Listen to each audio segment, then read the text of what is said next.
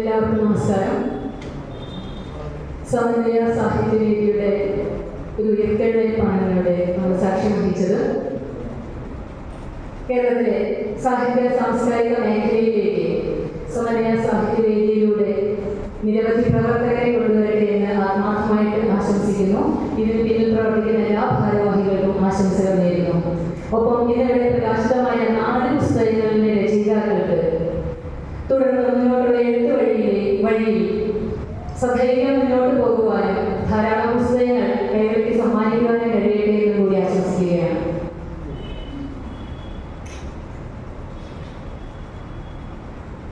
Hitler പറഞ്ഞ വാക്കുണ്ട്, ഞാനൊരു ഭരണാധികാരി ആയിരുന്നില്ലെങ്കിൽ ഒരു ലൈബ്രറിയൻ ആകുമായിരുന്നു.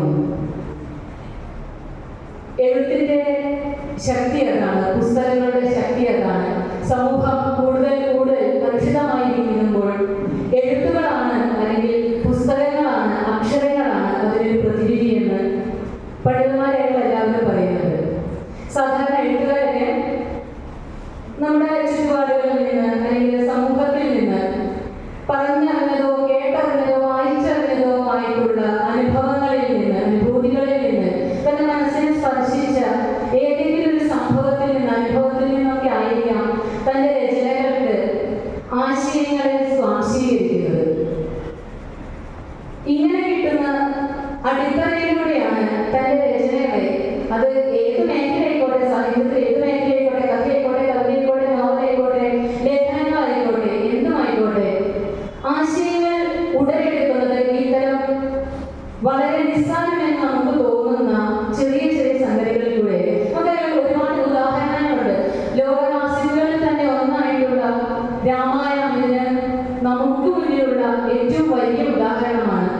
ക്രൗഞ്ചപക്ഷികൾ ഒന്നിന്റെ മരണത്തിൽ ഇണ അനുഭവിക്കുന്ന ഒരു വിഷാദത്തിന്റെ കവിക്ക് കിട്ടിയ അനുഭൂതിയിൽ നിന്നാണ് ഇത്രയും മഹത്തായ ഒരു ക്ലാസിക് പുസ്തകം മലയാളത്തിലേക്ക് വിവർത്തനം ചെയ്യപ്പെട്ടതായിരുന്നു നമുക്കൊക്കെ പരിചിതമായിട്ടുള്ളത്. അതുപോലെ തന്നെ മനുഷ്യന്റെ ജീവിതത്തിന് 2 തലങ്ങളുണ്ട്. നമ്മളൊക്കെ ഇന്ന് അനുഭവിക്കുന്ന സ്വാഭാവികമായിട്ടുള്ള വ്യാവഹാരിക തലം, അത് സമൂഹവുമായിട്ട് അല്ലെങ്കിൽ മറ്റുള്ളവരുമായിട്ട്, അടുത്ത ബന്ധുക്കളായിട്ട് അല്ലെങ്കിൽ വ്യക്തികളുമായിട്ട് നേരിട്ട് ബന്ധപ്പെട്ട് കിടക്കുന്നത്. അതിനൊപ്പം തന്നെ വ്യക്തമായിട്ടും അല്ലെങ്കിൽ വസ്തുനിഷ്ഠമായിട്ടുള്ള, വ്യക്തിനിഷ്ഠമായിട്ടുള്ള കുറെ ഓർമ്മകൾ, കുറെ അനുഭവങ്ങൾ, അനുഭൂതികൾ അല്ലെങ്കിൽ സ്വപ്നങ്ങൾ മാത്രമുള്ള, നമ്മുടേത് മാത്രമായിട്ടുള്ള ഒരു ജീവിത തലം കൂടിയുണ്ട്. അങ്ങനെയുള്ള 2 ജീവിത തലങ്ങളിൽ നിന്നാണ് നമ്മളൊക്കെ ജീവിച്ച് അല്ലെങ്കിൽ ജീവിതം അനുഭവിച്ചു തീർക്കുന്നത്. ഈ ഒരു പുസ്തകം ഗ്രീൻ ബുക്സ് പ്രസിദ്ധീകരിച്ച ടി കെ രാധാകൃഷ്ണൻ സാറിന്റെ 5ാമത്തെ പുസ്തകമാണ് ഒരു ക്യാമ്പസ് പ്രണയത്തിന്റെ ഓർമ്മയ്ക്ക്.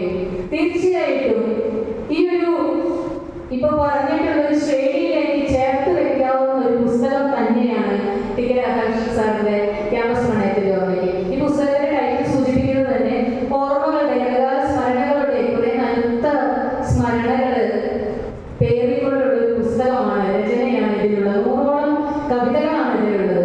നമ്മളൊക്കെ പറയും, നമ്മളെനിക്ക് കേട്ടിട്ടുണ്ട്, അപാരെ കാവ്യസംസാരി കവിതേവ പ്രജാപതി എന്ന്. കവികളാണ് കാവ്യസംസാരത്തിലുള്ള പ്രജാപതികൾ.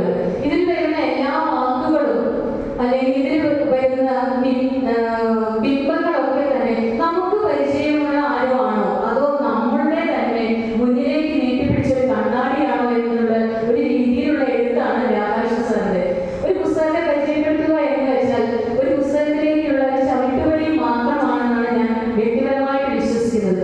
ഈ പുസ്തകം വായിക്കുമ്പോൾ, പ്രത്യേകിച്ച് പറയുന്നു വായിക്കുമ്പോൾ നമുക്ക് അനുഭവിക്കാൻ പറ്റുന്ന ഒരു തലമെന്ത് എന്താണെന്ന് വെച്ചാൽ, ഇതിലുള്ളത് ഓരോന്നും നമ്മളാണോ അല്ലെങ്കിൽ നമ്മൾ അറിയുന്ന ആരോഗ്യമോ ആണോ എന്നുള്ള ഒരു അനുഭവമാണ് നമ്മൾ ഈ വരികളിലൂടെ പോകുമ്പോൾ ഉണ്ടാകുന്നത്.